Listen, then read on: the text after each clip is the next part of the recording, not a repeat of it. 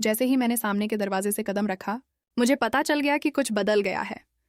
हवा में इत्र और दालचीनी के रोल की खुशबू फैली हुई थी, जो उसके घरेलू गौरव का छोटा सा मुखौटा था।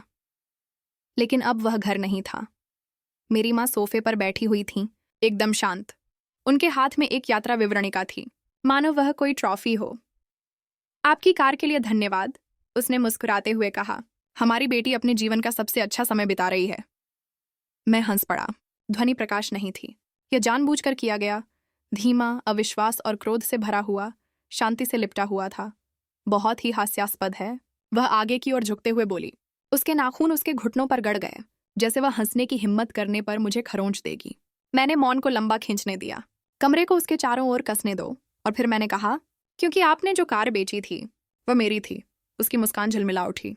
उसके होंठ जम जाने से पहले घबराहट में थोड़ी हकलाहट हुई। वह जानती थी कि मैं मजाक नहीं कर रहा था। मुझे ये आना चाहिए था। लेकिन जब मैंने पहली बार वह कार खरीदी थी तो एक चमकदार चेरी लाल सपना था जो मानो जीवित हो। ये एक अधिकार से भी अधिक था। ये मेरी आज़ादी थी। मेरे पिता ने मुझे इस बारे में बहुत चिढ़ाते हुए कहा था, तुम्हें लगता है कि यह तुम्हारा है, लेकिन एक दिन जिंदगी इसे तुम्हारे लिए बेच देगी। मैं तब हंस पड़ा, यह सोचकर कि वह नाटकीय है। मेरे माता पिता हमेशा से मेरे चैंपियन, मेरी टीम रहे हैं, या ऐसा मेरा मानना था। फिर वह व्यापारिक यात्रा आई जिसने सब कुछ बदल दिया। मैं एक ब्रीफ केस और मुस्कुराहट लेकर वहां से चला गया। बैठकों का एक सप्ताह जिसमें विकास, पदोन्नति, सम्मान का वादा किया गया। और जब मैं वापस लौटा तो मेरी दुनिया चुपचाप नष्ट हो चुकी थी। मेरी बहन कहीं विदेशी जगह गई हुई थी। किसी का इंस्टाग्राम ईर्ष्या से जल उठा। हर सूर्यास्त और कॉकटेल ग्लास पर एक खंजर मेरी ओर तान दिया जाता है।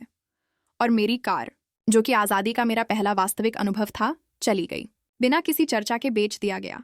शुरुआत में संकेत सूक्ष्म थे। अजीब फोन कॉल जो मुझे सुनने के लिए नहीं थे। बंद दरवाजों के पीछे फुसफुसाती हंसी। नए क्रेडिट कार्ड स्टेटमेंट।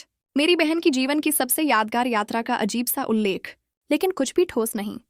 मैं अभी तक उनका सामना नहीं कर सका। मुझे इंतजार करना पड़ा, निरीक्षण करना पड़ा, उनके पैटर्न, उनके अहंकार को समझना पड़ा।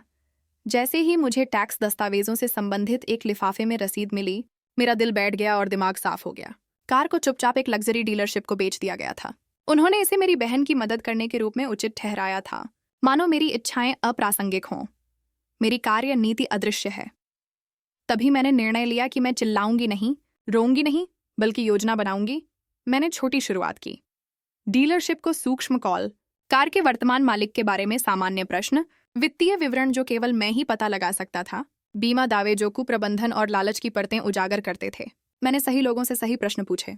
मैं अजनबियों को देखकर मुस्कुराती थी और अपने माता पिता को बात करने देती थी। उनकी नैतिकता पर गर्व करती थी तथा अपने चारों ओर कसते जा रहे जाल से अनजान रहती थी। फिर मैं असली खेल की ओर बढ़ गया। मैंने डीलरशिप को एक गुमनाम टिप दी। कार के वीआईएन में कुछ खामियां थीं जो कागजी कार्रवाई में छिपी हुई थीं, जिसे उन्होंने अनदेखा कर दिया था। सप्ताह के अंत तक वाहन को रोक दिया गया। लग्जरी यात्रा निधि अदर में मैं इसे वहीं छोड़ सकता था। ये सबक मुझे मिला। लेकिन बदला लेने के लिए, जो मौन और संतुष्टिदायक होता है, एक मंच की आवश्यकता होती है। मैं उस शाम घर लौटा और मुझे ठीक ठीक पता था कि क्या कहना है। दरवाजे पर मेरी माँ की आत्मसंतुष्टि ने मेरा स्वागत किया। मैंने एक क्षण के लिए उसके गर्व को बढ़ने दिया, उसे कल्पित विजय की अंतिम बूंद पीने दी। फिर मैं करीब गया। तुम्हें मेरी कार याद है? मैंने धीरे से पूछा। उसकी आंखें सिकुड़ गईं। मैं पहचान की शुरुआत होते देख सकता था। उसने अपना मुंह खोला। मैंने उसे रोका। अपनी बहन की यात्रा के लिए इसे बेच दिया। अजीब है ना? मेरी आवाज धीमी हो गई। डीलरशिप ने खाता फ्रीज कर दिया। उसकी बुकिंग रद्द कर दी गई है। धन वापसी की प्रक्रिया चल रही है। सभी का पता लगा लिया गया, सभी दस्तावेज। और क्योंकि यह पूरी तरह से बीमाकृत है, कानूनी तौर पर मैं इसे वापस पाने का दावा कर सकता हूँ। मेरी कार, मेरा पैसा, मेरी पसंद। उसकी मुद्रा बिगड़ गई। उसके चेहरे पर घबराहट और अविश्वास का मिश्रण था। आत्मसंतुष्टि गायब हो गई थी और उसकी जगह यह एहसास आ गया था कि जिस बच्चे को उसने कम आंका था, वही सारी डोर थामे हुए था। मैं चिल्लाया नहीं, मैं रोया नहीं। मैं बस मुड़ा और अपने कमरे में चला गया और सच्चाई को उनकी हड्डियों में बसने दिया।